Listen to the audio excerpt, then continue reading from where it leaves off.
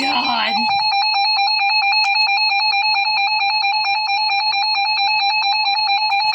The National Weather Service in Little Rock has issued a severe thunderstorm warning for eastern Perry County in central Arkansas, southwestern Faulkner County in central Arkansas, north central Garland County in central Arkansas, northwestern Saline County in central Arkansas, northwestern Pulaski County in central Arkansas, until 4 p.m. At 3:36 p.m., a severe thunderstorm was located near Jessieville, or 7 miles north of Hot Springs Village, moving northeast at 60 miles per hour.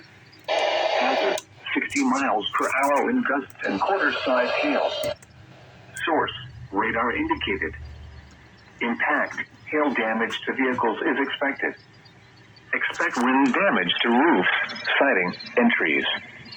Locations impacted include Maumelle, Mayflower, Houston, Chemical Mountain State Park, Little Italy, Toad Suck, Y Mountain, Williams Junction, Roland and Pulaski County, Morgan, Bigelow, Fourche, Antioch and Perry County, Y, Palm, Natural Steps, Oak Grove and Perry County, New Dixie, Long Mountain, Perrin.